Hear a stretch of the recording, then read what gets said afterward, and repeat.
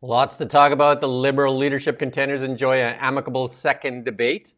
More your ER closures in BC Interior. Tories say Mark Carney lied about his involvement with Brookfield's move to the US. And British Petroleum, or BP, pulls back on renewables and goes all in on fossil fuels. And polls suggest Liberals are back in front ahead of this federal election. I'm Jim Check. You're watching Kelowna Now. With me, Ian Burns, managing editor in Ottawa. Weather looking pretty good here in Kelowna. Traffic flowing well. Ian, Ottawa, how are we doing out there? It's a beautiful sunny day, and it's actually fairly mild as well. But the next 3 days are going to be very snowy, so we're going back to the madness. Back to the madness. There you go. It's Pink Shirt Day, and I am wearing a very light pink shirt. It probably looks a little white. You got that graphic to put up there, Rommel? There you go. Be Kind Day, Pink Shirt Day.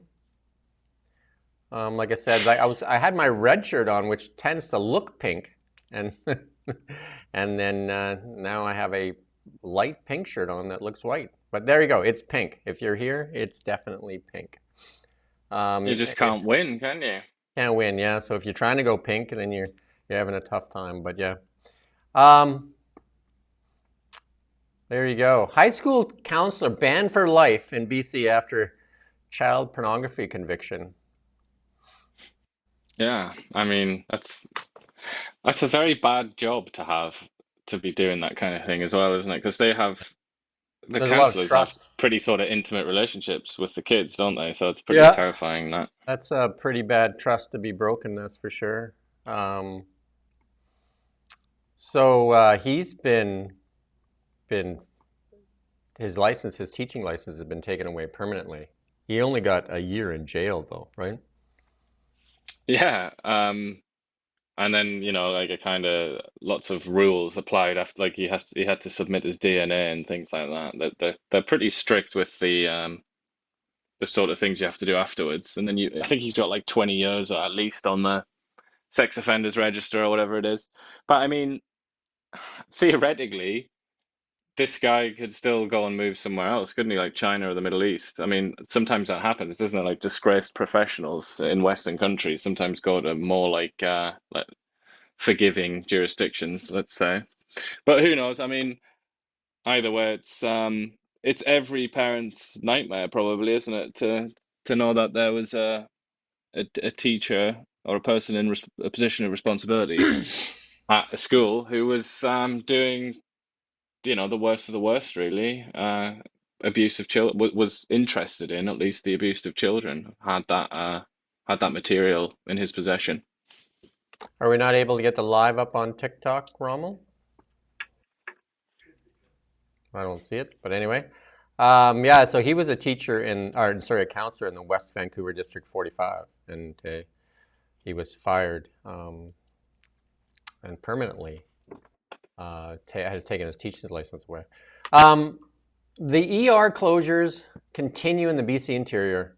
Again, Steve McNall, one of our reporters, did a story with the mayor of Merritt. And so far this year, there's been 3 temporary closures already in the emergency room and the Nicola Valley Hospital in Merritt.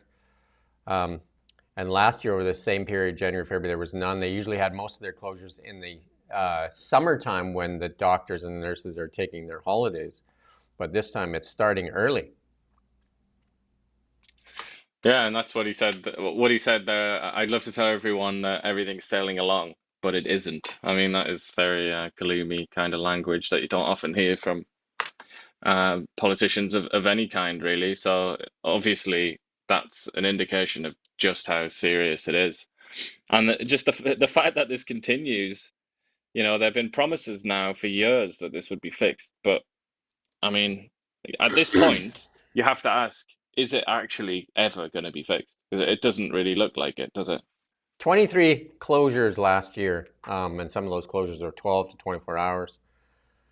And most of those came in the second half of the year. So that's showing that the closures kind of accelerated, and there was none in January, February last year, and here we go with more closures. And they'd lost 2 of their doctors due to the COVID vaccine. And you can go back and read those articles. We did a lot of coverage on this. That the mayor very outspoken on his frustration with his community, because like they have to drive to Kamloops then or Kelowna to, and when you're talking snow-covered roads, that's pretty frustrating for people that should expect, in a city the size of Merritt, I mean, emergency. especially when it's an emergency as well. And that was what, because this is Dan Albas. He's the MP for Merritt, I believe, isn't he? And Yeah. he came and chat and had a chat with you, and he was saying you can't realistically do that when you've broken your leg very badly or something like that. And he was kind of saying that there's a very realistic possibility that you will lose a limb. So if you just happen to be in Merritt versus Vancouver, you will potentially lose your fingers or your arm or your leg or something like that, whereas somebody in Vancouver wouldn't. I mean, that is such, you hear so much about disparities, don't we, and how there are like different tiers of service provided. But look at that. I mean, that's tragic, isn't it? In British Columbia, one of the richest parts of Canada, Canada being one of the richest countries in the world, and yet there are some people who get to keep their limbs and some who don't, based on, which hospital they live near. It's absolutely tragic. Yeah, and again, like Merritt is a fair-sized city, and it's like an hour and a half really to from Kelowna. But in the wintertime, those roads can be treacherous, depending on snowfalls, and sometimes closed. And the same thing, to Kamloops is again over a mountain pass as well on the Coquihalla, right? So it's not like the roads play a lot of havoc in that for sure, and could make it so that you can't even get through. Well, yeah, we saw when there was the flooding and the province was cut in half. You couldn't get anywhere, could you? You could only go east from places like Mary. They've had a long time to fix this, and they need to do something about this. They need to really just move some doctors from the Lower Mainland so that this doesn't continue. It's the interior that's suffering, and the north. And this didn't just say the interior, but the BC's outside the Lower Mainland is where we're seeing most of the pain and pressure here. But yeah, I mean, it is an intractable problem, isn't it? It's like it's one of those. It's to do with the demographics, isn't it? It's to do with like the lack of young people and the preponderance of old people in certain parts of the province. But I don't know. I mean, they do try and offer them more money. They do try to offer them like little boosts and special like signing on fees and things. But obviously, it's not enough, is it? It's not. It isn't doing the trick. So I don't know what the answer is really. Probably it would be to try and, like you said, try and like establish some kind of rota where they do actually have to just go out. That it's a necessary part of their contract to go out to the interior at some point. But then maybe they're reluctant to do that because there's such a competition for doctors that maybe a doctor would happily practice in Vancouver, but not under those terms. Therefore, you kind of have to just sacrifice the interior, and I think maybe that's what's happening. There was that talk and rumor out there, or there was I guess, unsubstantiated uh, source out there saying that unverified source, and that here's a rebuttal for this thing on the Canada being removed from the Five Eyes. So this is the person that was named as the leak, and he's responding. Because I got to be in there. But this nonsense from the Financial Times is a product of a culture in the media where they report stories and never name their sources. And my view is that we should never have to comment on any story where it's based on unnamed sources. Have you ever noticed that? Okay, that was just crazy stuff. We would never, ever jeopardize our national security, ever, with allies like Canada, ever. So please stop doing that. And I have proposed, and I hope somebody's hearing me, that we just don't pay any attention to any questions that are based on anonymous sources. That's all I got to say. We'll talk maybe later today. We got a That's nice good, Noble. There you go. And that's what you and I were saying yesterday. It seems odd that they would jeopardize their national security to stick a stick in Canada's eye. Well, I would have two things to say to that. One, agreeing with this fella, and one, strongly disagreeing with him. One is where he says, "Why would we jeopardize our relationship with Canada, security relationship?" You've already done that. Your Mhm. president has done that. And if you're too much of a spineless slave to acknowledge that, then maybe we shouldn't listen to you. as well as not listen to the Financial Times. That's point number one.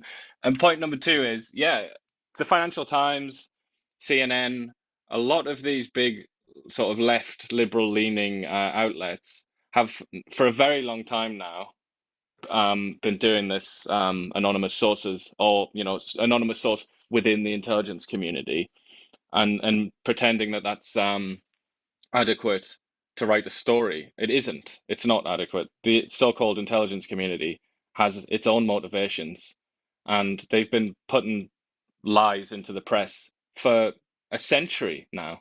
So why, he's right, I think. Why should you listen to the sort of garbage that these outlets put out there? And, the outlets are either being gullible or they're going along with it, but they must know that the CIA, FBI, whatever, MI5, they have their own objectives and they have absolutely no qualms whatsoever about lying to the press. They've done it many, many times. There's lots of declassified documents out there that show you that they've done that many times.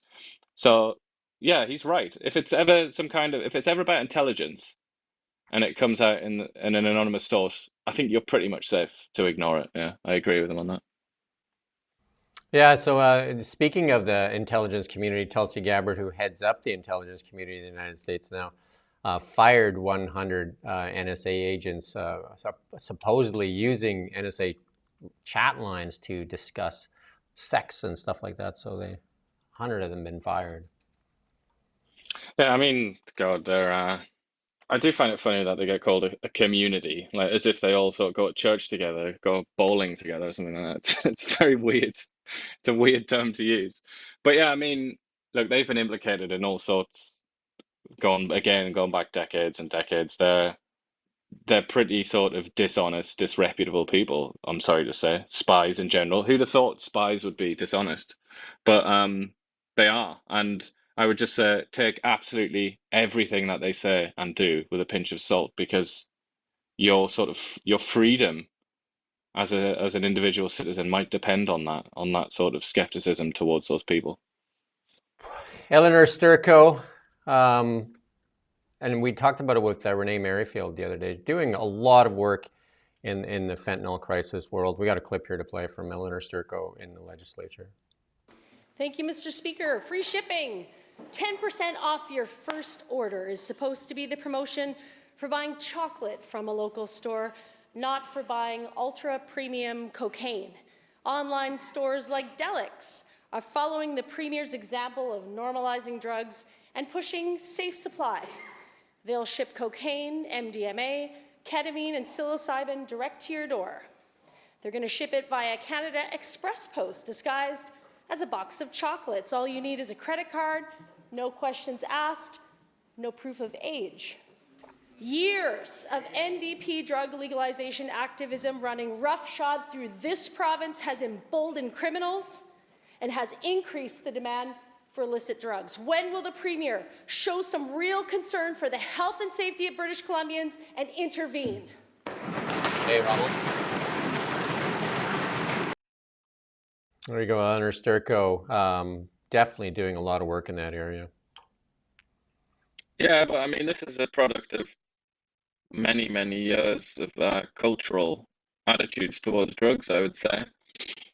There's been, for decades now in Western countries, and I think Canada's probably been number one in the sort of in the rankings. There's been this attitude towards drugs that, they're not really that much of a problem, and it's crazy to put people in prison because of drugs and so on, and that, it's your choice. I think the cultural sort of libertarianism, let's say, towards drugs is so profound, it's so strong, and that it's led ultimately to this. And I think it's like a big cultural battle about that. You might want to hold your hands up or your tinfoil a little bit there, because to fix your antenna there, because it sounds like you're underwater a little bit. I don't know if you can move your device around or something. Shake it. Is that any better? We'll see. Ontario mortgage delinquencies rates jumped 50% amid growing signs of high rate renewal shock. And we're starting to see a lot of those renewals come in, and it's really causing a lot of crisis for a lot of people. Are you there, Ian? No, he's going to dial back in. There he is. He's back in. So yeah, so a lot of mortgages coming up. Are you there? Ian? I'm not sure. Is he there? Oh, okay. He's working on it, I guess. So Toronto now has the third highest non-mortgage delinquency rate in Canada, trailing on Fort McMurray and Edmonton. Consumer debt hits $2.56 trillion, fueled by rising car loan defaults. So a lot of trouble in the mortgage world as renewals start to happen at these higher rates. Ian, are you there yet? I am here. Can you hear me? Yeah, that's much better. There you go. You're back. I'm not sure what that was. I think probably I made the unwise decision to criticize the CIA and intelligence people, and just like that, Just they're like on that. me. They turned you And down. I'm only half joking, but anyway, you talk about delinquencies. Yeah, it's look, we'll talk about the Liberal debate soon, but they keep talking about how Canada's macro position is great. Like, and Karina Gould was particularly keen on saying that we're doing really well. Debt to GDP is the lowest in the G7. We've all heard it before, but Yep. look at consumer debt in Canada. It's pretty much the worst on the planet. Yep. It is absolutely bonkers, and it's mostly down to housing. People are so insanely over leveraged in this country. It's not a surprise that you have these kind of delinquencies because the average Canadian is a debt slave. It's absolutely brutal. It's a horrible situation that the average Canadian is in. And we don't really hear very much about that, do we? That wasn't mentioned in the Liberal debate, and either of them, the French or the English one.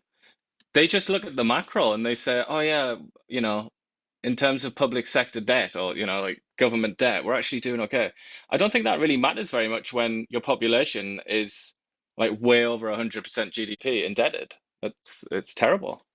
Yeah, so that Liberal leadership debate went last night. You watched it, and maybe you want to give us kind of a recap of what you thought of that debate.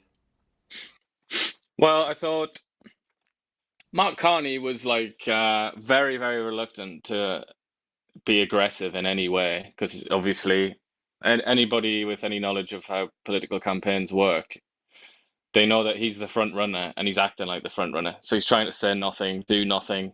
It was lots of friendly sort of like, thank you, Karina. Great point, Karina. Like that sort of thing, just being he's almost like being the leader already, bringing in the Yeah. voices of the subordinates. Chrystia Freeland tried to present herself as the tried and tested victor who's gone up to Donald Trump, beaten him, and can do it again, kind of thing. So it was a lot about her because she was obviously the principal negotiator for Canada when the new NAFTA was worked out. Though, as a side note, she was considered to have actually You can been change quite a that slide disaster level. in that. But that's besides the point. Karina Gould was the challenger, and she kept challenging all the rest of them from the left. Rommel. A lot of people were saying that she actually sounded a lot more like an NDP MP rather than a Liberal, and I would agree with that. She was talking about UBI, universal basic income. She was talking about she was also protecting the memory of Justin Trudeau, the soon to be departed Justin Trudeau. As she was saying, he did a lot of good things and he really energized the party in 2015 and defended the carbon tax again. And then you had the one interesting person, I would say, at least in terms of, if you follow the Liberals around a lot, he was the most interesting one to hear from, and that was Frank Baylis, who was very pro-business, and he kept talking about pipelines, and he kept saying, I have experience of business, unlike the rest of these people, a bit of a jibe, I suppose. And his whole shtick was, we need to fix the economy, and I'm the one to do it because I understand how business works, basically. And he was kind of sidelined, to be honest. He wasn't really getting a lot of acknowledgement from the from his colleagues, but that was basically it. A lot of it was Donald Trump, as you might expect, and a lot of it was the economy and how to fix it. Yeah, let's be frank. Frank doesn't have much of a chance. No. He may seem like the more reasonable one. Like Frank is like when you look at the polls, Frank is not even kind of in the running, and even Chrystia Freeland is a way distant second to Mark Carney. But Carney did attack Justin Trudeau's tenure and saying that the economy has been weak for a while. We've got a clip here to play from that debate last night here from Mark Carney. I want to be clear, and Canadians feel this. I want to be clear about the, quote, strength of our economy.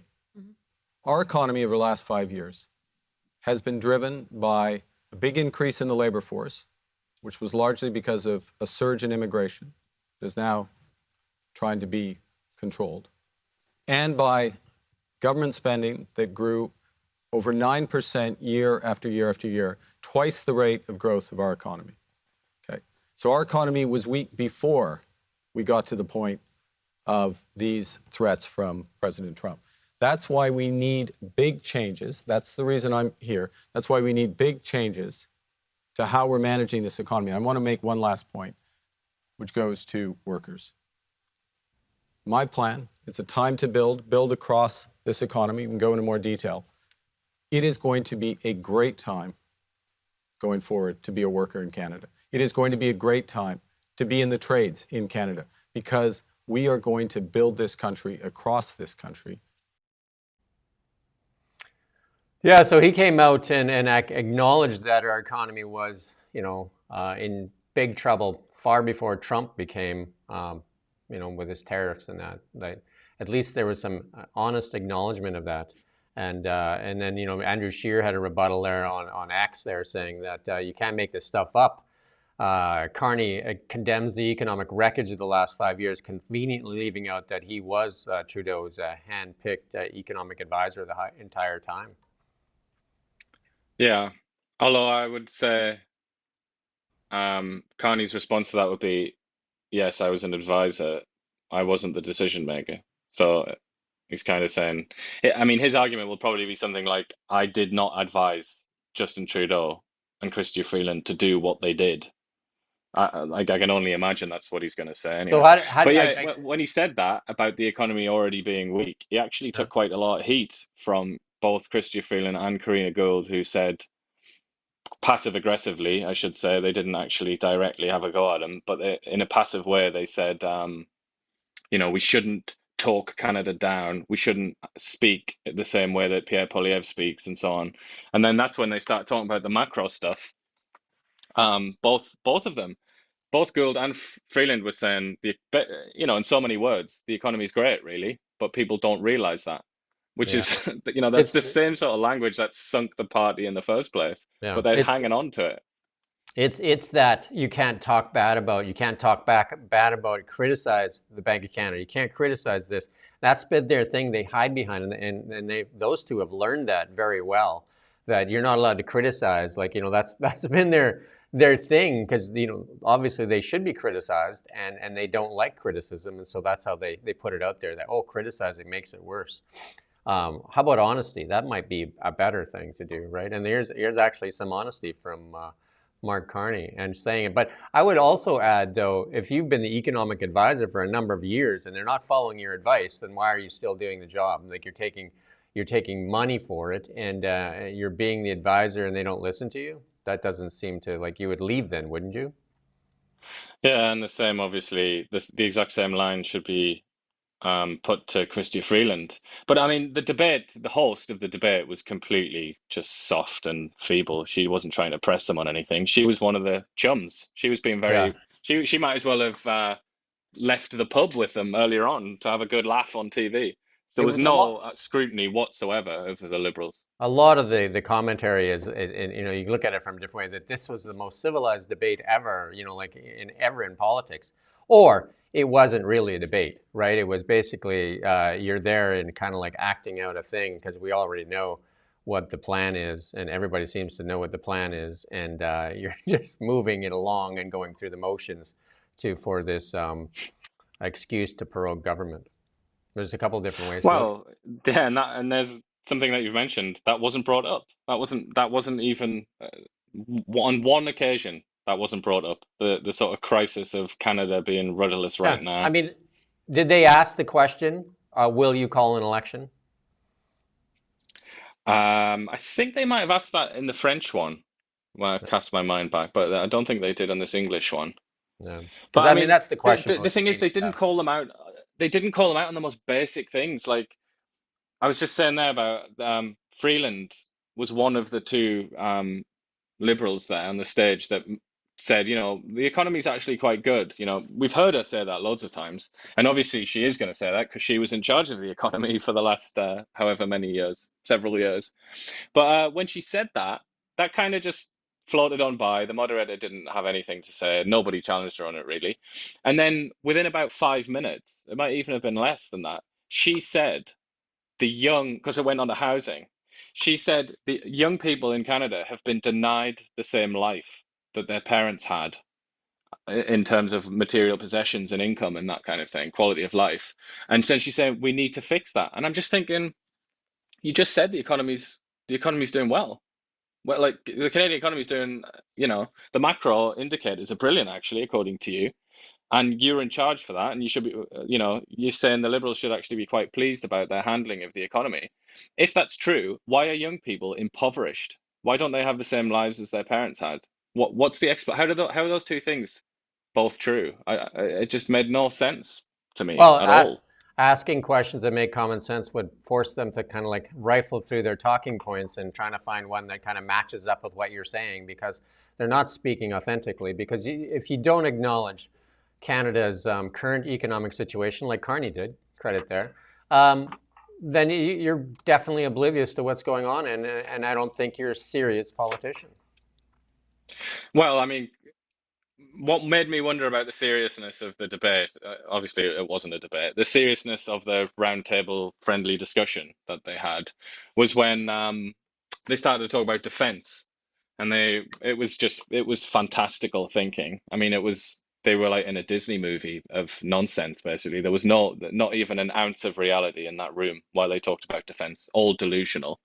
But then Frank Bayless, being the big business guy, and trying to like boost his business credentials, said it's no good just committing to a certain percentage of GDP spend on defense if what we spend it on is a waste. We can't just waste the money. We can't just throw it at things and then say, look, we spent the money, which is actually a commonly heard conservative That's talking point. They say you can't just throw money at it. And then when he said that, Karina Gould interjected and said, spending money on our military is never wasted, or something along those lines. And I just thought, talking point. that is the cherry on top, really.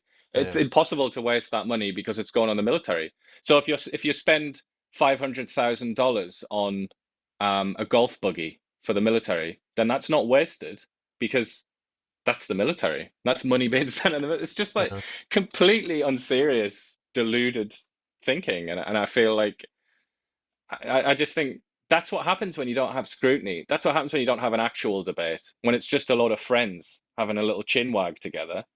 Yeah. Things like that aren't scrutinized and you can just get away with it, which is why fundamentally, it wasn't a debate. And that's why it's been criticized along those lines. Yeah, so it goes back to a basic thing on goals or missions. And if the mission is just to spend money, you can spend money like crazy. And I'll give just even a personal example from like, even like for yourself in fitness. If your goal is just to go to buy a gym pass, so that you think you're going to get fit, that doesn't do anything. You've just wasted money on a fitness pass unless you actually go and do it right. So yeah, so just spending money makes no sense. But the statistics don't lie though either. Our military right now is under 55,000. Our supposed full complement is 77,000. And then if you put that in context with what Ukraine has for a military is 1 million soldiers deployed. I mean, obviously they're at war.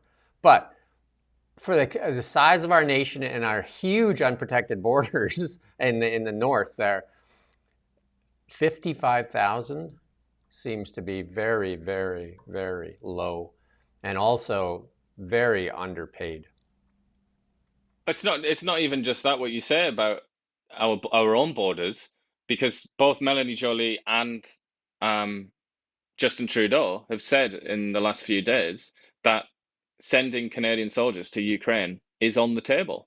Yeah. Or, they didn't say, they actually said nothing is off the table, which Yeah. is the same thing. It's just, Yeah. but anyway, they've implied that Canadian soldiers could be sent off to Ukraine. I mean, again, how can that be serious when there's barely any soldiers in the first place in the military? I mean, it's obviously been neglected. And the only thing that I could say to kind of lessen the misery of all this is to say that the exact same thing is true across the Western world, particularly in Europe, where they've vandalized and neglected their militaries for decades and just been absolutely imbecilic.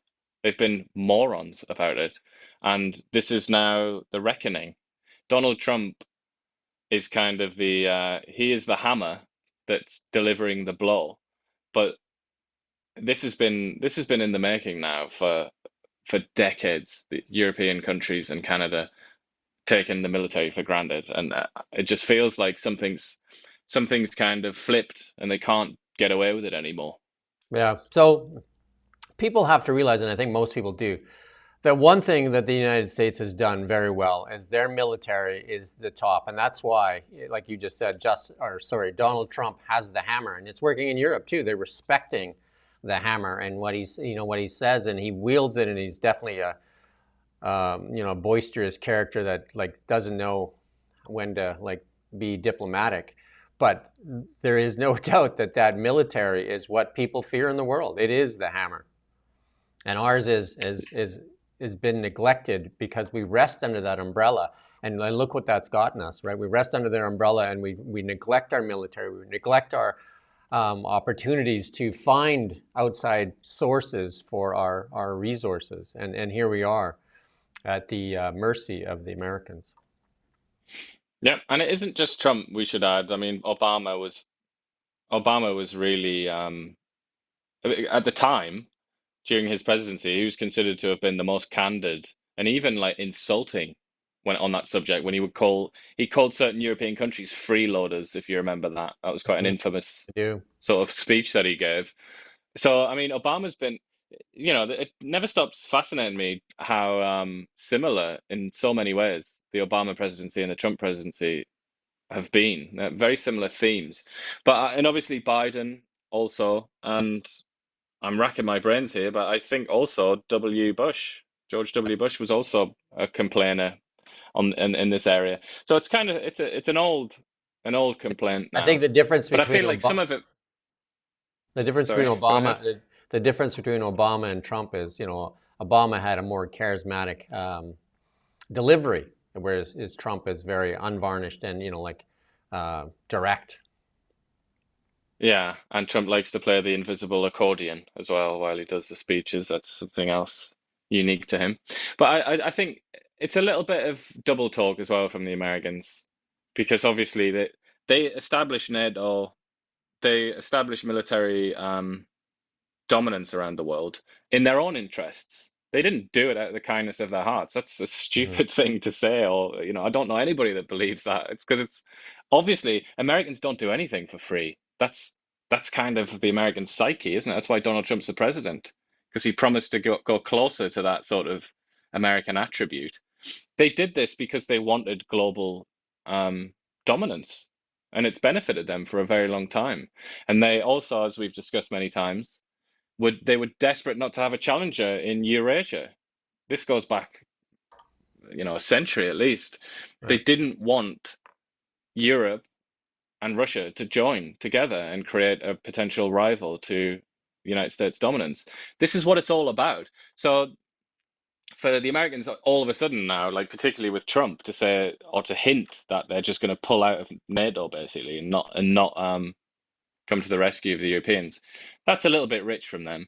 But it Yeah. is also simultaneously very, very cheeky and irresponsible from the Europeans and the Canadians to think that in this world, with China and Iran and Russia, to think that they can just not spend any money on their military and just have a joke of a military with like a few like 40 or 50,000 soldiers. I mean, that's irresponsible in the extreme, isn't it? Yeah. And then, like the message from the liberals and the leadership there thing, their big message, buy Canadian, buy Canadian, buy Canadian. And then this is being pushed out there quite a bit right now. This is Michael Barrett. saying that Carney lied. He was the chair of Brookfield's board when they unanimously voted to move their headquarters out of Canada to New York City, Trump's hometown. And then here's the letter he wrote to shareholders. He brought a receipt there, so you can go online and you can find that and you can read that. So I mean, that is tough to swallow when he talks about all this, and yet he moved his company just recently too. Like, and when he obviously was contemplating running for this, because he didn't decide overnight to run for the Liberal leadership. Yeah, and I mean, this is like a real big thing, isn't it? This isn't just some random company. This is like $1 trillion asset Yeah. fund. It's like And one of those, it's one of the companies that Canada has that is like as big as anything else in the whole world, isn't it? It's like one of Canada's absolute and here's winners, one of and its here's the like golden eggs. And here's the thing, it's raising money in the United States too. It's trying to raise $40 billion and to go and purchase a bunch of green assets. And it's, purchased a bunch, but also, it does sell a lot of the traditional energy products as well. But, it's definitely also, I think it just made a $1.7 billion investment in the UK in green assets. Yeah. Uh, And things aren't going very well in the UK, I would say, on the energy side, if anybody wants to have a read about that. we do have a clip from Chrystia Freeland from last night as well. I am so glad to have childcare mentioned. As finance minister, one of the things I was so grateful to be able to do was to introduce in my first budget a national system of early learning and childcare. And it was wonderful to work first with Ahmed Hussein, get that first crucial deal with BC and a bunch more. And then Ahmed handed the baton to Karina, and we worked together. This is generational. It's transformational for Canada. My affordability plan includes 100,000 more childcare places. It includes a middle-class tax cut. It includes a cut on credit card fees. It includes a cut on taxes for first-time home buyers. And the critical thing for us to all remember is the real threat to Canadian families, the real threat to people working really hard and struggling to get by is not anyone on this stage. It is Pierre Poilievre. He will cut, cut, cut. He will bring in a cruel austerity that will hurt all the people in Canada who need the help the most. And that's why I'm proud to be a Liberal, and that's why I'm running to be the next leader of our party. So there you go, the Liberal machine talking, putting fear as one of their best tools, and they use it all the time. And they put words into the mouth of, Pierre Poilievre, cut, cut, cut. And yeah. I just thought that was a self-contradicting sentence or paragraph or whatever you want to say that she read out there, because what she basically said is, everybody's life in Canada kind of sucks. The economy sucks, even though we've been in charge for the last 10 years. However, the real threat is the guy that isn't in power and hasn't been in power for 10 years. It's like, makes no excuse sense, me? right? Makes no sense at all. If she was an American politician, doing this stuff for the last 10 years, she would be on every late night show every night, and they would just play clips of her and then just leave it there. Yep. Yeah, but we don't have that kind of diverse kind of media in Canada. We have a lot of our national voices are basically, you can go look at them and they're going to have the same headline from whether you're looking at Global, CTV, or CBC. It's like they go to a headline generator and they pull the same headlines. They don't necessarily ever contradict each other, do they? Yeah, well, National Post is a bit different, but then is sometimes also accused of being extreme and things, which I find nuts. It's it's a pretty sort of moderate conservative outlet, isn't it? But I mean, yeah, I think there's a lot of deference to the Liberal Party as well. The Liberal Party are it's cherished. It's easy to forget that now that they've been in the dumps for quite a while. But the Liberal Party is a really cherished institution for a lot of people in Canada, and I feel like that goes all the way up to the top in the media as well. And there's a lot of love for the idea of the Liberal Party and what it represents in Canada. And I think that that comes out. We see that with the deference that they're given. Whereas the Conservatives are often looked upon as being like upstarts, I find, and being like rabble rousers, and they're seen as outsiders a lot of the time. It's quite an interesting dynamic, I think. Speaking of outsiders, ousted, fired, actually, live on TV, Ruby Dalla, which is, Renee and I talked about it, like how humiliating is that? She was actually fired from the party, live on TV by CBC. And, well, they didn't fire her, but they let her know that she was fired live on TV. She did a live stream last night, too, with a TikTok influencer they're bragging that they got more views on that than the debate got for the Liberal leadership.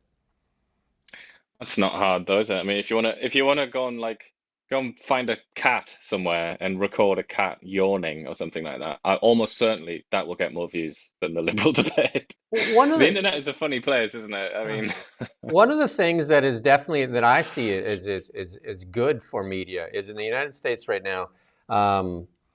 They're recognizing other streamers and that they're bringing in a lot of people into the White House briefing room and then saying that that it isn't just frozen out to a certain media, that they're bringing in these people that have millions of followers and that and some of them have been doing news, but they just weren't part of the big networks, and then now they're getting access to the president. And this, love him or hate him, and a lot of people or strongly feel either way on him, is he's given access to the reporters like 2-3 times a day. How many times did Joe Biden give access to reporters?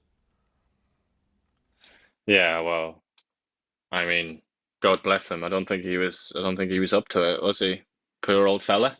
But there was certainly, like, in terms of his handlers, yeah, they didn't want that. They didn't want media attention. And the same was true of Kamala Harris. She didn't do half the media that Trump did in the election campaign. Well, but no, it is good because the press they can sort of represent almost like a pressure group at times where they're just it's so hive-minded in a lot of the like Associated Press, New York Times, Washington Post, and so on. They're all so similar, and the same was true in England when I worked in the press in England. Just basically everybody had roughly the same sort of background in life and had very similar opinions, and that is, in the end, that comes out very badly for democracy. Whereas at least with Trump, he is bringing in a lot of these kind of like peripheral, in some cases like weirdo news organizations, but at least they're coming in and they're like they have a different perspective, and that's really important because then it's not just going to be the same old boring questions that don't really go to the heart of the question, but that's what that small group of people in the press want to know about for their own personal reasons sometimes.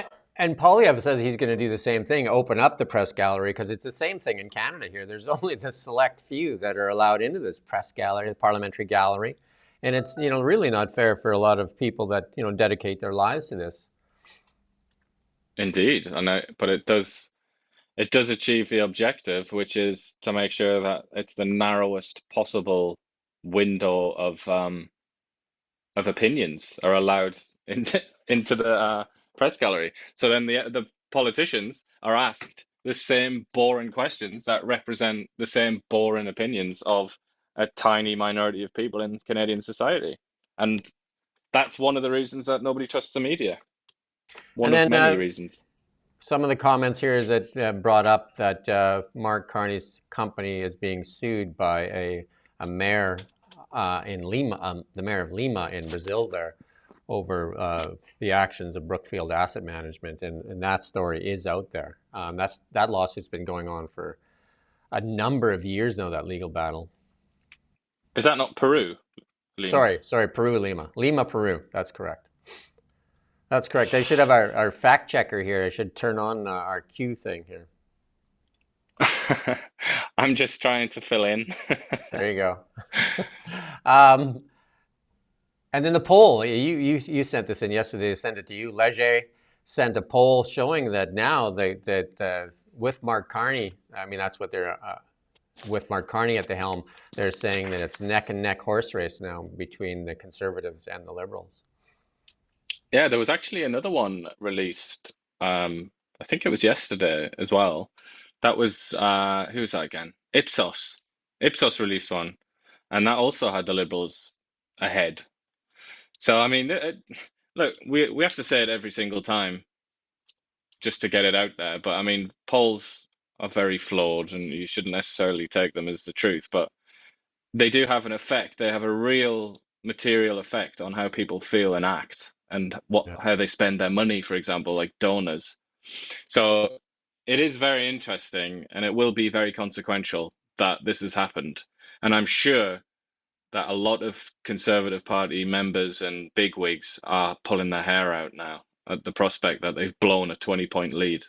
Yeah. So then, if you look at the NDP, a lot of that Liberal gain is at the NDP expense. But then Jagmeet put that ad out there where he was Rocky, and looks like he's got a little bit of a kick up from his Rocky ad there. People like a fighter. Apparently. And then we looked at the other poll, the money poll, and this is Polymarkets, which has been fairly good, Polymarkets. And it does show that the Liberals are gaining ground for sure, and that the Conservatives are losing ground. But the gap is still not, as tight as what the Leger poll shows. It shows Polyev there at 63% now, and Carney at 37%. So you can actually go on there and you can make a bet, and you get. And you can buy, like a Polyev win for 64 cents. And then, Carney still the long shot. And Chrystia Freeland, the super long shot, right? And don't forget, voting starts today for the Liberal leadership race. So it's proven to be a little more difficult than what they first were doing in that voting, where basically anybody with a pulse could vote. And then all of a sudden, not even a pulse probably, a lot of bots. Now they're asking for a lot of ID. I don't know how thorough that will be. We'll see, I guess. And how many they actually end up getting for the vote, because they said they had 400,000 registered. How many of those are going to be validated would be the better question, right? Yeah, and how long is that going to take? Because, I imagine the Liberal Party doesn't have like a huge amount of staff to go through all this. So it'll be interesting. Well, they've got all of Ruby Dalla's money to spend. They can spend it on hiring a lawyer to fend off her legal challenge if she goes ahead with one. I imagine she will. I don't think she's given up. I think that the public firing was humiliating, and I think that in itself is probably, there may be a lawsuit in Ruby Dalla's future, because I think that in itself was for Justin Trudeau's Liberals to say that he's a feminist first, to publicly fire somebody on air seemed just one step too far again. Yeah, well, I can't imagine it's a very I can't imagine there's anybody that celebrated that, really, because it was very uncomfortable to watch. I couldn't believe it. Like it's like it was a company. If you fire somebody and let the staff know that the person is fired first. I mean, I was at a company once where they accidentally did it. They sent the firing letter to the person, like, to get approval. They sent, hey, we're going to send this to this guy, and he's going to get this letter. But they actually sent it to him by accident. Oh dear. And so there was when they ended up giving him 6 months severance, retraining, a whole bunch of things to try and apologize for it, because it was humiliating in itself, right? So, and this firing somebody on live TV takes humiliation to another level, and I think even CBC should be held accountable for it. Yeah, well, it's a tricky one, that, isn't it? If you think about it yourself, if you're interviewing someone and then the email drops in your inbox saying that she's been disqualified. I mean, hard to just ignore that, isn't it? Yeah. I don't know. I'm not sure what the right thing to have done there would have been for the CBC. I think the real problem is that they didn't do their very best to try and tell her way in advance, like hours and hours in advance of sending it to the media. Getting acknowledgement from her saying, hey, just to let you know this is happening, before they even leak it or tell anybody else. Like, you should tell her first. But anyway, let's move on. British Petroleum, or BP, I think they've been renamed as BP, abandons green energy drive by slashing renewables budget and plowing extra $8 billion into oil and gas. Or a One billion man, pounds, which is what, like 10 billion pounds. Yeah. US Yeah. dollars. Yeah. One man changes again. The U.S. government is the dog, and it wags the tail or whatever. I mean, one change, and all of a sudden, all these banks. Man, don't forget, all these banks left. Mark Carney too. Mark Carney was leading this net zero alliance. He was the chair of this board that had all the banks, and they had these practices where it said that you couldn't lend to oil and gas producers and that, and they had all these things. You had to have an ESG plan and all that stuff. And basically, all the Canadian banks have left. All the big U.S. banks left first, and the Canadian banks have left. So he doesn't really have a net zero alliance to run. Maybe that's why he's looking for a new job. But in his platform, you'll see in there, he says he can mandate the Canadian banks back into a carbon plan. Good luck with that. You can go read I that think yourself. there's been a dramatic change, and it's not just since Trump was elected. I think Trump in part was elected because he was willing to acknowledge the change that had already taken place. It's And I think happening a all lot over of the world. countries, Yeah. particularly Western countries, Yeah. they just don't any longer see. Well, I think there've been a lot of renewable projects have gone ahead, like wind and solar in particular, and they haven't really been very successful. They were promised, the electorates in countries in the West were promised cheaper energy bills and better, more reliable energy. That hasn't happened. Just look at England, which is a disaster, an absolute disaster. It's almost like on the verge of being a humanitarian disaster in that country because they went all in on wind and solar, and it's not reliable. It doesn't work all the time, and they have to import energy produced by coal and gas from Europe and the Middle East and the US. They're in a pretty desperate situation, and their energy bills keep going up in England. They just recently were handed a new increase, and it's so much money in that country, and the people are sick of it. They're really upset about it, and I think that's happened all over the place. And I think also the other thing is, I think more and more people, I don't know if they've gone and actually read the IPCC reports, which they should do, but I think more and more people have become aware that alarmists like Greta Thunberg, or you could call her an alarmist, or a fantasist like Greta Thunberg, who puts forward false prospectuses about the future and say that the world's going to end and the sky's going to melt and all this stuff. There is no evidence anywhere from any serious person that suggests that the world is going to end, even if we go way over the 1.5%. It's not going to happen. 1.5 degrees, sorry, increase in heat. It just is not going to happen. There's no evidence anywhere to say that's going to happen. And I feel like finally, after all of the misinformation of people like Greta Thunberg, that's come through to the public, and they know that that's nonsense. And I think people are a lot less easy to frighten on this subject now. So And then the last thing would be technology, I'd say, and people actually seem to think now technology is the answer, and that to get there, it might mean using gas. Yeah, speaking of Greta Thunberg, Mark Carney, that is one of his idols, is Greta Thunberg. He spoke highly of her. Yeah, she was in the news yesterday, I think, for some kind of boycott against Israel, some kind of attack on Israel. She's very, very down on Israel. That's what she devotes her life to these days. Wearing a keffiyeh, the like checkered Arab headscarf. She's all in on that kind of thing these days. We have quite a bit left in our really big show, and we have something really cool at the end. So if you stick around, that'd be awesome. But and the breaking news there was Ukraine agrees to that U.S. mineral deal that Trump was talking about, that $500 billion critical minerals deal, and supposedly President Zelensky's on his way to the White House to sign those papers, and it sounds like the part of that will be a peace deal at some point too in the near future, and it sounds like even with Putin there might be some economic deals with President Trump. Well, it sort of explains a little bit why Donald Trump was being so vicious towards Ukraine, that he was maybe trying to get this deal through.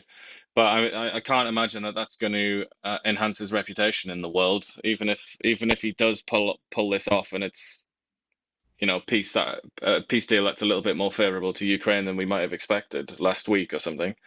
I don't think he's going to get the Nobel Peace Prize anyway. Put it that way.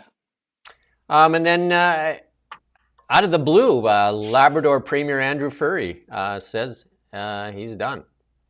That's he said, I mean, part of the reason is that he says Trump's an erratic, crazy, bonkers president. I don't know if that'd be the real reason that he's stepping down, but Yeah, well, he sort of said that he's like it's a really stressful job and he like it follows him around all the time. And I think he said he's got like 3 children. I think it was 3. But he's also quite rare for a politician in that he's actually a useful person yeah, who he's a had a surgeon. real Yeah, job. He's yeah. a surgeon, orthopedic surgeon. So it's almost like at a certain point, if you're somebody as useful and important as a surgeon, there must come a time where you think, like, what am I doing? Like, why am I wasting my talent and ability doing this pointless politics crap when I could actually be saving people's lives? So I think for somebody like that, there's probably always a lot of pressure to go and do the real job rather than waste everybody's time in politics. Yeah, they could use the doctors. We could use them in merit. There you go. And then this was a waste of media's time too. But they played it and they played it and they played it and they played it. And this is just, and we're going to play the clip here for where, like CBC actually spent, we're not going to play that first 2 minutes, spent 2 minutes talking about how they're going to revoke Elon Musk's citizenship. And then we're just going to play this small part here from 206 to 218, which basically says not going to happen. As CBC's Elizabeth Thompson reports, under Canadian law, someone's citizenship can't be revoked if it can be proven that it can only be revoked, rather, if it can be proven that they committed fraud or misrepresentation to obtain it. So it's not going to apply in this situation. So again, another populist kind of like mob creating, and then people just love to generate these mobs, these, like politicians. It was driven by an NDP too, who should know better, right? An MDP MP. And then just for popularity, and then also there was one that was started for Mark Carney to revoke his citizenship. These things just don't have any bearing, but the media sure played the heck out of it. Well, I would interject there and say that my instinct, I must admit I haven't gone and done all of the research, but my instinct is that that's nonsense. That person there who said that citizenship can't be stripped, I'm 95% certain that that's completely wrong and it can be stripped. It would just have to be an act of parliament, because we have to remember, as we say many times, we're in the Westminster system. We're not in a constitutional republic like the Americans. We're in the Westminster system, and under the Westminster system, Parliament is sovereign. That means Parliament is the king, the absolute ruler, basically. So if somebody, Charlie Angus, this NDP guy that loves this petition so much, if he put a bill forward that said just one sentence, we will strip Elon Musk of his Canadian citizenship, and it passed, I'm pretty certain that would be it. I mean, they might have to do a bit more work so that the courts didn't strike it down, but basically Parliament can do what it wants. So we've seen right that. off the bat, I think that's probably wrong. But within the limits now, like the idea that like it could just happen without that bill, that obviously that couldn't happen. We've seen the proof of what Parliament can do, or lack of Parliament can do. You just do whatever you want. Yeah, well, that's the thing. I mean, the name for that, or the term for that, is the king in Parliament. It's like the idea that this is what all the English civil wars and the Glorious Revolution and all that. If anybody's ever read about that, that's what it ended up being in the end. The monarch became ceremonial, and Parliament became the king. And yeah, I mean, within reason, you can do whatever you want to do. And if the Supreme Court or any other federal court or whatever strikes it down, theoretically, all you have to do is then write another bill that is a bit more clear so that the court can't strike it down, and then it should go ahead. You put this one there. BBC removed references to Jews and jihad in the Gaza documentary. I'll let you kind of explain this one. Yeah, they're in... your old friends, BBC. They're in... I mean, we should probably say for background, if there's anybody out there that doesn't know this already, the BBC is widely considered and often condemned for being anti-Israel. It's something that's hounded the BBC for decades, at least 25 years, probably a lot more than that, actually. But in the last 25 years, particularly, there have been so many different instances and like investigations and things. But yeah, this documentary has already been pulled It's not even available anymore. They pulled it because one of the prominent interviewees who's featured in this documentary is the son of a Hamas minister. And BBC didn't specify that. They didn't explain that the person that they were interviewing about how horrible life is in Gaza was the son of one of the terrorists that is in control of Gaza. So, I mean, that already it was in the bin for that. But now the Telegraph, I mean, it's so funny that the Telegraph are like, we got our Arabic experts to look at this. I would advise anybody to listen to that. You don't need to speak Arabic to know what she says. She says, Jihad Yehuda. You can hear the words. You don't need to speak Arabic. She says jihad against the Jews. And the BBC translated that as resistance against Israeli forces. So it's like, I don't know what they were doing, but the BBC just seem to want to dig their own grave when it comes to this kind of thing. So, you know, all power to them. But just another humiliation for the BBC when it comes to their bias against Israel. And your friend Emmanuel Macron, President Macron, put out a TikTok video, I think, or an X video, to summarize his visit to the White House. We're going to run this for you.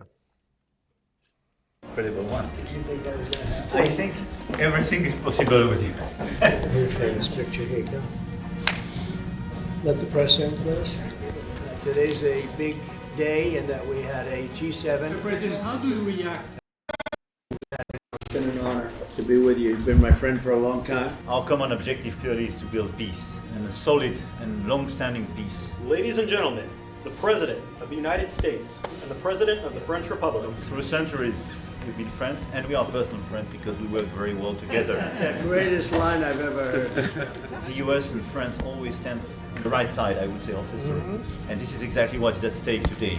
I think we have a chance of a really good settlement. Europe is willing to step up, to be a stronger partner, to do more in defense and security for its continent.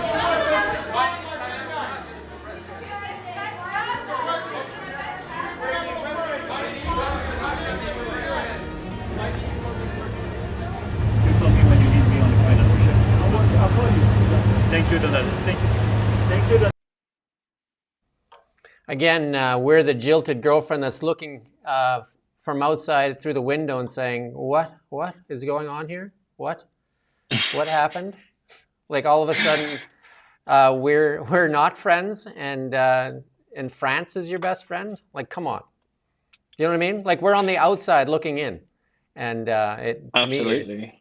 To me, it's just baffling. Like, I don't know if this is attack on our current government or what it is, but it just seems completely surreal that, like if you look at Macron and Trump, like almost like they're besties, and then here again, Canada, who's been there all the time, so many times. Like even in 9/11, we were there. We took the flights in Gander, Newfoundland. It's tough to watch, right? But Yeah, well, it is very confusing, isn't it? I mean, it does kind of, it does. If you're theorizing out there that Trump is for real, as Trudeau tells us, that he actually does want to absorb Canada, this is the kind of thing you would expect to happen, wouldn't you? That he would continue to treat Canada with contempt, as he kind of bullied it into submission. To eventually, with the idea of being that Canada will become part of the United States, but I don't know. Who knows what Trump's got up his sleeve? Things are changing too. Wall Street Journal, Jeff Bezos's paper,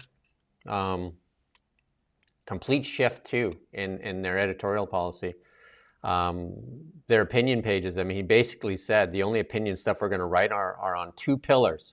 And it's personal liberties and free markets, and he put that to his editor, and he said, "You either say hell yes, or you can find the door." And the guy took the David Shipley took the door, but he said that's all. We'll leave the opinion stuff, everything else, to other publications, but these are the only two things they want to write editorials on are on personal liberties and free markets. So, and he basically says, "I am of America and for America, and proud to be so. Our country did not get here being typical. So Jeff Bezos completely shifted, right?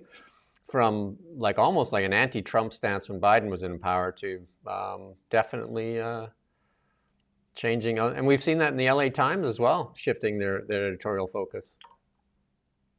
Well, he's a very astute businessman and he does what he needs to do to survive, just like Zuckerberg. Whether or not he actually believes the sort of things he's been coming out with, I don't know. I do get the feeling, though, unlike Mark Zuckerberg, who is basically a fraud, I would say, I think in the case of Jeff Bezos, he does actually believe a lot of what he's saying here, because if you remember, if you cast your mind back, he took a lot of heat, didn't he, for when Amazon started to team up with I think it was the CIA or the DoD. Anyway, with the military complex in the US, he took a lot of heat for that. I mean, I thought that was an astonishing thing to get angry about. Like, one of the biggest companies in your country is helping your country's military. It's like, okay, well, that makes sense. But he took a lot of heat for that, and he came out and he basically just came out and said, shut up, like, I'm going to do this. I believe in America, kind of thing. So I think maybe some of this is actually authentic, but I do believe I that know if the Democrats win the next election and he changes again, then we'll know that he's a fraud as well. But I don't get that impression. I think he's for real. I do, and his closing paragraph there, I think, is something that's being echoed around the world right now. And it's not being shared by some European nations and Canada. I'm confident that free markets and personal liberties are right for America. I also believe these viewpoints are underserved in the current market of ideas and news opinion, and I'm excited for us to fill that void. And I would say, like, if you listen to Justin Trudeau many times, he's about controlling information, misinformation, disinformation, and sort of Pascal Saint-Onge say the same thing about the CBC, how we have to have a controlled voice in the market as opposed to like freedom of expression. So J.D. Vance also gave that speech in Europe, talking about how freedom of speech is, you need to be part of that or you can't be America's friend. Yeah, totally. And again, to talk about Europe, look at Germany, where we've seen like they arrest people for sending insults on the internet. Memes. And also, memes. And also the Chancellor, who's, just been kicked out of power in the election now. But Scholz there, he came out and sort of like laughed about the idea of free speech being, implemented in Germany, anything like it is in the US. So basically, in other words, came out as anti-free speech. And then in the UK, we saw during those riots in the summer how anti-free speech they are. I mean, a day doesn't go by in Britain where there isn't a new video of somebody being arrested for a tweet or something like that, or a post on Facebook. So it's very, J.D. Vance, think of him what you will, was quite right, I think, to point out that Europe had changed when it comes to free speech, and it had become more hostile to free speech. And the same is true in Canada. And what do all these countries and their political parties, or people in power, have in common? They're all liberals, with a little L. They're all liberals, which is ironic because they're not really liberals in the true sense of that word. They don't want people to be free like a liberal would. But this is something that's happened. They've switched. The right likes free speech now, and the left hates it. That's basically the world that we're in. It's a switcheroo. Let's all recognize that Canada, in the free Western world, does not allow news on Facebook and Instagram. It's like we've had our audience of 200,000 taken away because of Bill C-18. And this still goes on. They didn't talk about that in the debate either. And we heard from Pascal Saint-Onge saying that they need to give more money to the CBC to fight misinformation and disinformation. And they had that other bill they were going to put forth. They even put more censorship on the internet. So this government definitely does not support the freedom of speech or the freedom of the press. No, they would probably even say themselves that they're in favor of the regulation of speech. They would probably say something like the sensible regulation, or the safe regulation. That's how they would phrase it. But it boils down to the same thing. They want to regulate it, and they want to pretend like they can that they're the arbiters of what is and isn't true, and what's misinformation and what isn't. The facts are, that's a bit of a nuts idea that a government could make that decision. The facts are, they tried to freeze us out of a press conference here with Justin Trudeau, but we found out how to get there. And the other time, they told us that we were allowed to attend, but not dare ask a question. that we were allowed to be there just to take photographs. And the same thing goes for the parliamentary gallery. They only allow certain media in there, and they'll tell you their reasons why. But I mean, media's job is to hold power accountable, and the government shouldn't be deciding who's a journalist and who's not a journalist. And that's a sad state that the government decides who's a journalist and who's not. Yeah, and civil servants who work in media departments for the federal government also should not be deciding who they do and do not reply to, and that does happen. And I've been asking Pascal Saint-Onge's, Canadian Heritage, her department. I've been asking them questions now for a couple of weeks, several times, and haven't had a response because a bureaucrat paid for by taxpayers, whose purpose in life is to respond to media requests, they've decided that we aren't good enough to obtain a response. Apparently, that they don't need to respond to us. I think that's more the kind of that's the kind of manure that we're fed on a daily basis in the media, really. They don't believe they should be held accountable, or that question doesn't further their needs, so they don't answer it. Indeed, and that's outrageous. I mean, it's outrageous for an elected politician to do that, but it's something else entirely for a bureaucrat to do that we all consent to pay for. We all consent to give them their comfortable life and high salary, and they seem to think that they're entitled to not respond to the public if they feel like it. Let's move on to markets, though, because we're going to get through this last little bit here quicker. Gold kind of like banging around there, so it's starting to like hover just above the $2,900 mark US. That's about 40, it's close to 4,200 Canadian.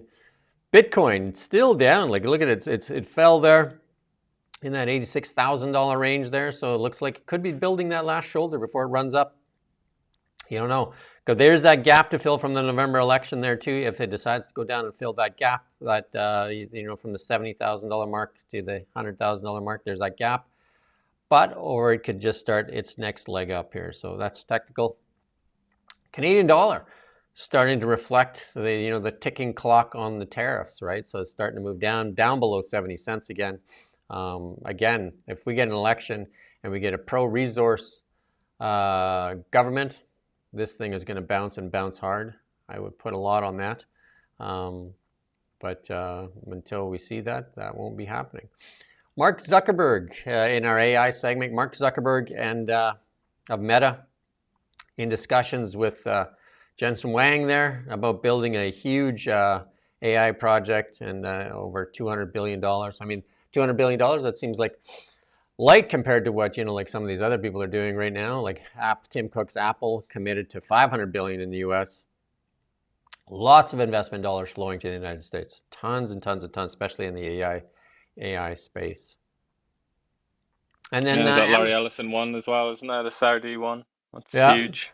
Yeah, and then Amazon. Jeff Bezos is Amazon, not to get outdone. Alexa, Alexa's got to be one of the dumbest AIs, right? I mean, everybody's used Alexa, right? You're just like, stop it, Alexa, just go to sleep, right? But here's a new, here's a clip from Alexa saying that she's going to get better. Heads up, Lady Wilson tickets just dropped. No way. 4 tickets, front section, February 28th. Want me to grab them? Do your thing. Alexa, can you reserve our usual Friday dinner spot? Certainly. I can book a reservation at Taboon. Just the two of you? What time? Yes, 7 o'clock. Oh, and text the sitter and add it to our calendar.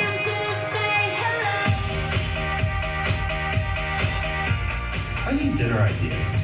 Sarah's a pescatarian and Jake loves Mexican. I think spicy fish tacos could be great. Sounds good. Let me know when you're ready to cook the fish, and I'll get a timer started.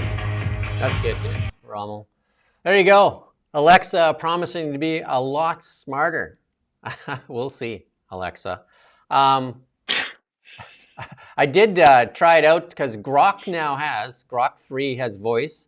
We talked about that, I think, yesterday. But now it has a bunch of choices in voice, and I tried it out just to see because it looked interesting. Don't try it out near your wife or anybody around you, but there is a sexy voice there. And yeah, it gets pretty heated. Like I'll give that one a miss. Huh? it's like those old 1-900 lines. Remember, I used to remember that, where you call the 1-900 line and somebody would talk sexy to you. I can remember that being a joke, certainly. That we try and get our friends put in an awkward position with that kind of thing. Yeah. Well, you can do it now with Grok. You don't even have to pay the 1-900 line. Get more people out of a job. The hardworking, sexy talkers. There you go. You can try it out. If you go to Grok, the app's free. You can download it, and then you can hit the sexy button there, and then you maybe just play it for your wife and say, like, what? Like what? Come on. It's not even real. Lucid, in our EV section, Lucid CEO steps aside. Rawlinson steps aside. A lot of it in news out of Lucid lately. I mean, they're the expensive kind of like fancier cars that had long range. A lot of that money coming from the Saudi Arabia Specific Investment Fund. That's where a lot of that funding was for this brand. And then Lucid recently said that they want to be a 20% car company and 80% selling tech to other EV manufacturers or legacy companies. So a lot of changes in Lucid. And Elon has said this many times, concept cars easy, production hard. And they should do stuff on scale, right? And most of them, people have been seeing that. Concept cars easy, like small run stuff easy. Can't make money on it, but production at scale hard. So big changes. Yeah, there. he's in trouble himself right now, isn't he, Elon? Seems Tesla stock's tanking a bit. Yeah. And some people will say opportunity, and some people will say like what you just said. So there you go. But this is what you're going to be seeing a lot more of. A lot of police departments starting to order the Cybertruck. And we've got a picture of it here. Rommel might have fallen asleep there again. There you go. So that's what a Cybertruck. It looks pretty intimidating for sure. Bulletproof. Comes out of the factory floor bulletproof. Right? Yeah, and you wouldn't want to get knocked over by one, would you? No, they're pretty tough. They're now the safest truck in the world as well. So I guess if you're putting your police officers in something, why not put them in the safest truck in the world? And they're also been used in a lot of emergency situations, including the wildfires in Los Angeles, and for communications, because they're also double as an electrical battery. Like you could plug stuff into it, and you can plug in your Starlink communication device, and you can have communication anywhere where the infrastructure has been destroyed by fire, flood, hurricane, or what have you, landslides, mudslides, whatever. So these things can be used as emergency vehicles. I wonder if we'll see them in Canada soon as well, and Canadian police detachments. Well, if Chrystia Freeland gets in, they'll be double the price, and I doubt if you'll see any. But again, that's a populist thing to say by Chrystia Freeland. And we're all waiting for the long anticipated wait for the Epstein files and for the JFK and MLK files. And then here's the Babylon Bee with their meme.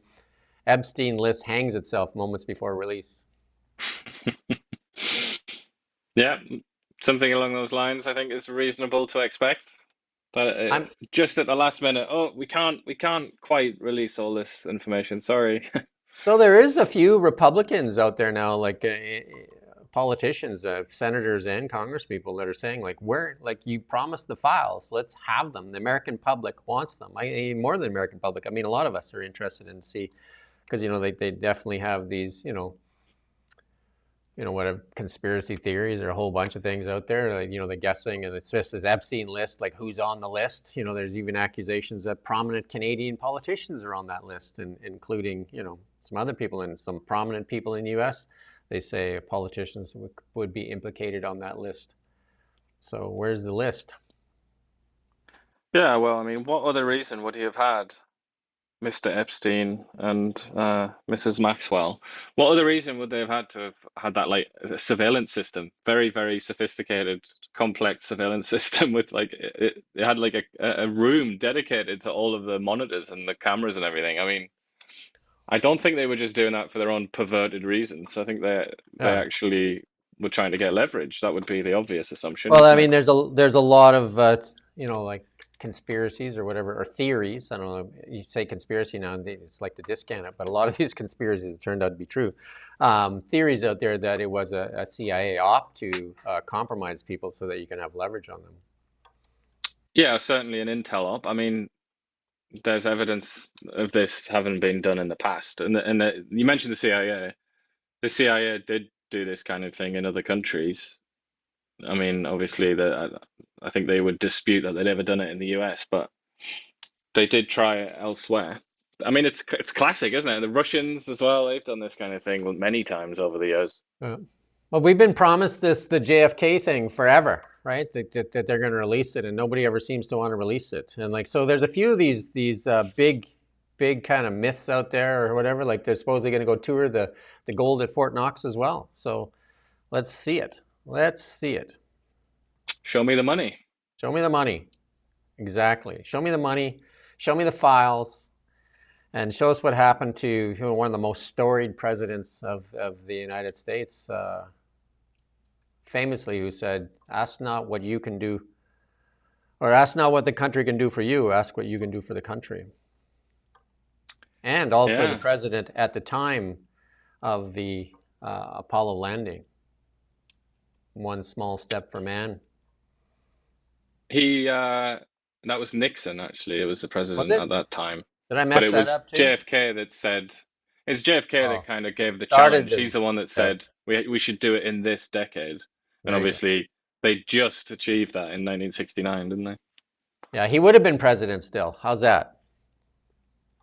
Well, he wouldn't have, actually, because he had two. If he'd done that, he would have had 2 terms and he'd have been out. But no, like not if he did the Trump way.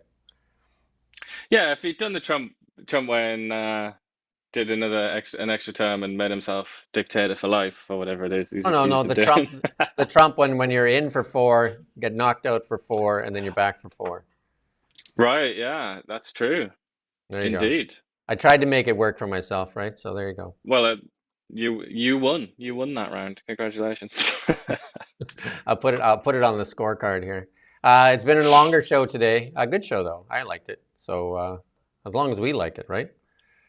Well, doing it for ourselves, really. Yeah, it's Pink Shirt Day. I'm wearing a pink shirt. Don't bully people. I get bullied lots on LinkedIn. I get bullied. We get bullied on here too. So, but that's okay, right? It's great when you get bullied because then that entitles you to bully someone in return, and it's really fun to bully people. But I probably shouldn't say that on Pink Shirt Day. So it's not fun to bully people. It's fun to bully bullies. And I do think that's true. So I'm going to leave it at that. There you go. We do thank you for watching Kelowna Now. We're going to try and do this at 9 a.m., like thereabouts, 9 a.m. every weekday. And so you can find us here on TikTok, on X, and on YouTube. And if somebody has a direct connection to Mark Zuckerberg, just ask him just to free the media, especially during an election. We got an election coming up. Should it only be the voices of the national networks that a lot of people don't even watch? Shouldn't we be able to get our information on the social channels where people are during an election, an important time like that? Free the media. Give us back our Facebook and Instagram. That would be nice. It would be appreciated as well. Never mind just nice. It would be appreciated. Very much so. All right. We do thank you for watching Kelowna Now. We don't just report the news. We live here too. We're your neighbors, bringing you stories that matter to all of us. No government funding, no outside influence. Kelowna Now, local, independent. News you can trust.